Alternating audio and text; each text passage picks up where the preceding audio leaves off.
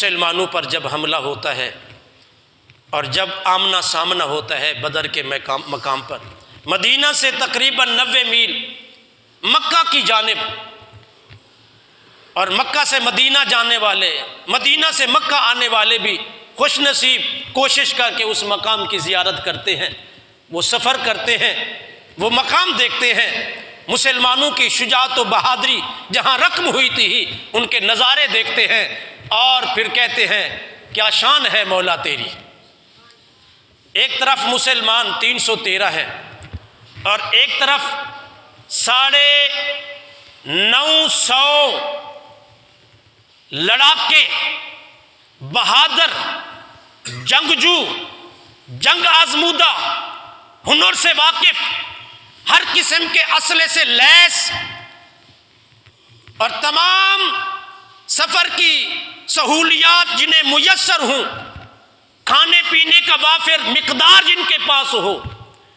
ارے جن کے پاس 700 اونٹ تھے، 100 گھوڑے تھے، ان گنت زرہیں تھی، نیزے تلواریں تھے، بالیں ڈھالیں تھیں، اور شراب کے مٹکے تھے، اور دل بہلانے کے لیے عورتیں بھی ساتھ لائے تھے، لہو و لعب کا پورا سامان بھی تھا، اور طبل بھی لائے تھے، ڈھول ڈھمکے بھی لائے تھے، اور ایک طرف قرآن پڑھنے والے قاری قرآن تھے، بے سر و سامان تھے، فقط 70 اونٹ تھے، 2 گھوڑے تھے، 6 زریں تھیں، اور 8 تلواریں تھیں۔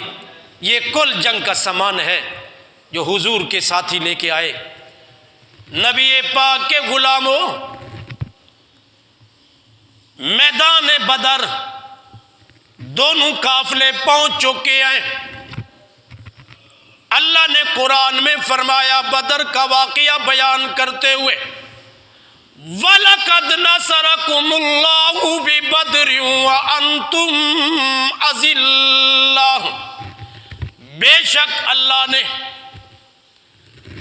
نے بدر میں مدد فرمائی جب تم بے سر و سامان بالکل خالی ہاتھ تھے۔ 313 نفوس ہیں، 8 تلواریں ہیں، 6 زریں ہیں، 2 گھوڑے ہیں، یہ کل جنگی سامان ہے، اور دوسری طرف انبار لگے ہوئے ہیں، ہر طرف ہر طرح کا ان کے پاس سامان مہیا ہے۔ اللہ نے فرمایا میرے نبی کے غلاموں، بدر کا میدان یاد کرو جب میں رب نے تمہیں بے سر و سامانی میں اپنی مدد پہنچائی۔ اللہ رب العزت نے قرآن میں 10ویں پارے میں یہ واقعہ تفصیل سے بیان فرمایا۔ جب آمنے سامنے ہوئے، قرآن کہتا ہے اللہ نے فرمایا ہم کافروں کو مسلمان قلیل تعداد میں دکھائے تاکہ وہ ان کے دل بڑے ہوں اور وہ آگے بڑھیں، جنگ کے لیے تیار ہوں۔ اللہ نے قرآن میں فرمایا ہم نے مسلمانوں کو بھی کافر معمولی دکھائے تاکہ وہ بھی معمولی سمجھ کر میدان میں اترے۔ اللہ نے فرمایا ہماری مرضی یہ تھی، دونوں جماعتوں کو تیار کیا، میدان سج گیا، میدان سج گیا۔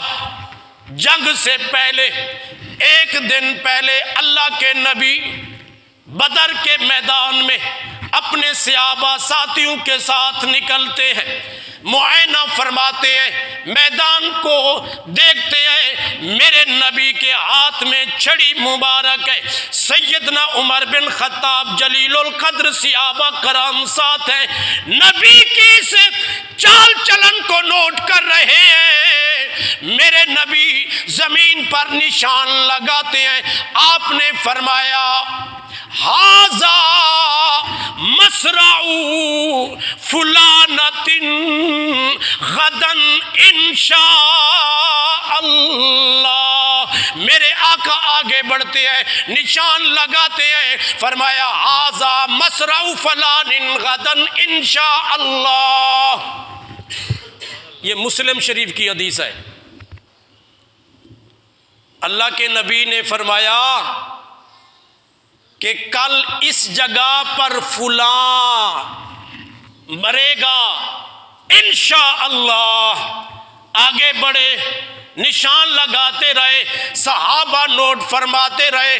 میرے پاک نبی فرماتے ہیں صحابہ اس جگہ پہ فلاں فلاں مرے گا، ابو جال مرے گا، امیہ بن خلف مرے گا، عقبہ بن ربیعہ مرے گا، شیبہ بن ربیعہ مرے گا، فلاں فلاں مرے گا. میرے پاک نبی نے نشان لگا دیے.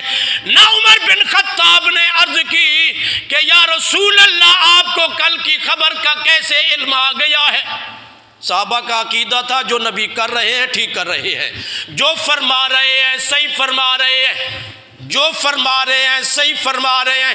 رات گزرتی رہی، میرے نبی اللہ کی دربار میں رب سے دعا کرتے کرتے رات گزار دی. جب صبح ہوئی میرے نبی نے صف بندی کا انتظام فرمایا. صف بنوا رہے ہیں، صف بندی ہو رہی ہے. میرے آقا کی نگاہ جاتی ہے کفار کے لشکر کی طرف. میرے نبی نے دیکھا لشکر جنگ آزمودہ ہے، بڑے بڑے سردار ہیں، پر اس طرف میرے غلام بے سرو سمانی کے عالم میں لڑنے کے لیے جن کے پاس فقط 8 تلواریں ہیں، جان پر زخم سہنے کے لیے 6 زرے ہیں، دوڑنے کے لیے فقط 2 گھوڑے ہیں. میرے نبی نے دربار رب العزت ہاتھ اٹھائے اور دعا فرمائی، اللہم ان تہلک ہذہ العصبۃ اليوم لا، اے اللہ اگر یہ میرے مختصر سے ساتھی مار دیے گئے تو اس زمین پر تیرا عبادت کرنے والا کوئی نہیں رہے گا. یہ بخاری اور مسلم کی الفاظ ہے. اللہ کے نبی فرما رہے ہیں، مسند امام احمد میں بھی موجود ہے، حضور فرما رہے ہیں اے اللہ یہ چھوٹی سی جماعت حاضر ہے، اگر آج یہ ماری گئی، ان کو نہ بچایا تو مولا پھر اس دھرتی پر تیرا ذکر کرنے والا کوئی نہیں رہے گا. یہ نبی کا ناز تھا، یہ نبی کا اپنا مقام ہے، سوائے نبی کے کسی اور کو ایسے جملے کہنے کی اجازت نہیں. یار میرے نبی نے دربار رب العزت میں جملے عرض کیے. میرے نبی صفیں درست فرما رہے ہیں، رب نے پیغام بھیجا، محبوب اپنے غلاموں کو حکم دو کہ جگر سے لڑیں، ہمت کر کے لڑیں، میں اللہ 1000 فرشتوں کے ساتھ ان کی مدد کے لیے بھیج رہا ہوں.